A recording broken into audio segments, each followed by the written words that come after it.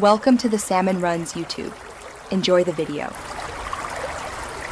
First, update the Google app on your Vivo Y31 5G and install Lens. Next, sign into your Google account to sync search features.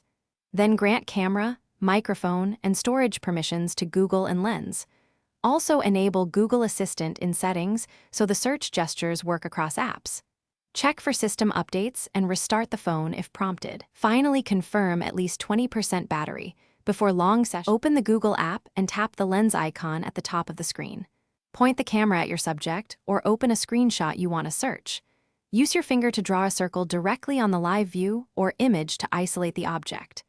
Release when the circle encloses the subject and wait for results to load. Tap any result card to expand details, images, or shopping links. If recognition is slow, keep the device steady and try again. For best results, use even lighting and steady framing to help Lens recognize details. If the circle selects the wrong area, redraw it or zoom in before tracing the circle again. If Lens does not respond, clear the Google app cache, update the app, or reinstall it. You can also take a screenshot and tap share to Google Lens when camera access is restricted. Finally, enable high accuracy location and give time for processing when you see longer load times. Thanks for watching.